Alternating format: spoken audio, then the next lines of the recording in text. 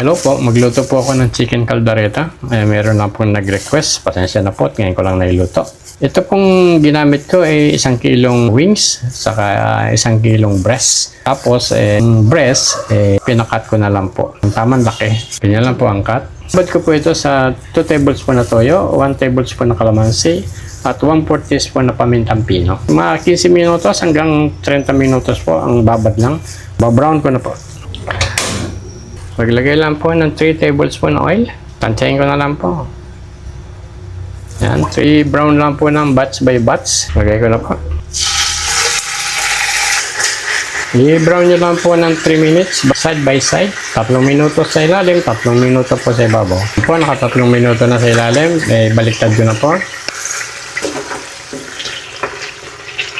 Po, at na-brown ko na 3 minutes side by side. Pwede na pong hungungin at susunod ko na po yung pangalawang batch. Esensya na po at naubusan po ako ng gasol kaya gumamit po ako ng induction.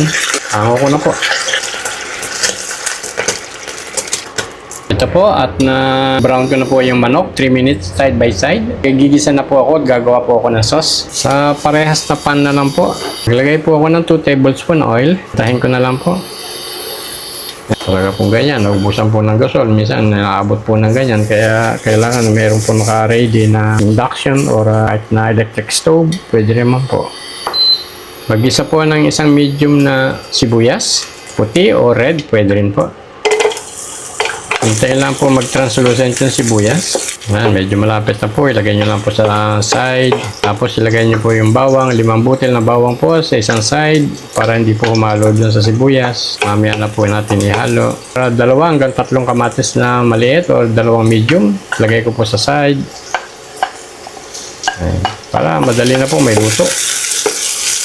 Mamaya nyo na po paggalualuin pag medyo nag-change color na yung bawang. Yung sibuyas medyo luto na po. Translucent. Kamatis medyo lamog na ng konti. Yun, pwede nyo na pong paggalualuin. Ito pong kaldereta, pwede rin nyo pong gawin sa baboy. Baboy, baka, kambing. Pwede rin po. Yung iba po kalderetang itik. Pwede na po ito. Medyo nalalamog na po yung kamatis. Paggaluin na po natin lahat. Maglagay po ng 2 tablespoon na tomato paste. Tansyahin ko na lang po.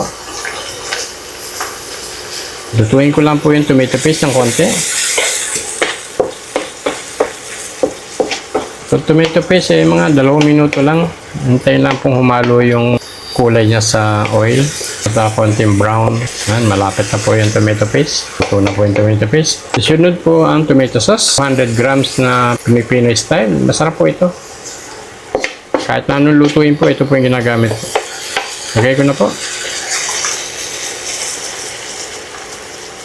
Hindi po ito maasim, hindi po ito matamis. Sakto lang po. Hindi po maalat. Filipino style na Del Monte. Haluin. Hintayin lang po ng 1 minuto. Ito po ang oyster sauce. Approximate po 2 tablespoon po ang laman nito. Haluin. Reno liver spread. Kalahati po nito, approximate po nito 2 tablespoon. Gumagawa po ng kaldereta, hindi po nawawala ang liver spread. Yan, pwede na po yan. Ilalagay ko na po yung manok. Haluin. Para coat yung ginawa kong sauce na pang kaldereta. Ang kaldereta po, hindi rin po nawawala ang cheese. Pero ang cheese po, nilalagay po sa huli. Kasama po ng bell pepper. Yan po, na-coat na. Ilagay po ng 1 cup na tubig. Pampalambot po.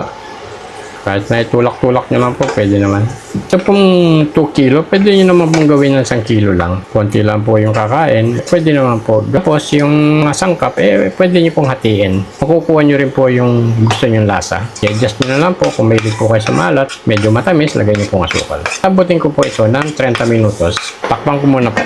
Palambutin nyo lang po sa medium fire. Aabot ng 20 hanggang 30 minutos. Depende po sa klase ng manok. Meron pong manok na medyo matigas, meron pong medyo malambot. Buksan ko na po at naka 20 minutos na. Lagay ko na po yung 2 medium na patatas saka 1 medium na carrots. Ganito lang po, cubes nyo lang po. Lagay ko na po. Lutuin lang po ito ng 10 minutes. Malapit na po maluto yung manok kaya hindi ko na po hinahalo. Ilubog-lubog nyo lang po yung mga patatas, carrots, para hindi po masira yung structure ng manok. Kasi ang manok naluluto lang po ng 30 minutos lang po. Matagal na po ang 45 minutes. Takpan ko muna po ng 10 minuto. Buksan ko na po, naka 10 minuto na. Maglagay po ng 1 pouch ng green peas, 50 grams ang approximate po nito. Tanggalin niyo po yung tubig, huwag niyo po yung sasama yung tubig. Ibudbud niyo lang po. Hindi niyo po kailangan haluin ito at madudurog po yung manok. Lagay po ng 2 jalapeno na bell pepper or yung bell pepper talaga, yung bilog, pwede rin po. Jalapeno, yung tulis, pwede rin po. Pasat bell pepper. I-distribute niyo lang po yung bell pepper. Tuloy lang po ng 3 minuto. Buksan ko na po. 3 minuto na po nakalipas. Maglalagay na po ng cheese. Yung pinaka-final touch na po. Ito na po ang pinaka-huling-huli. Ang gamit ko po, ito lang po. Ordinaryong keso ng Magnolia. Masarap po ito. Ang usually po nilalagay cheddar. Pero mahal po ang cheddar. Pwede na po ito. Pares lang po lasa. Kahit subukan niyo po.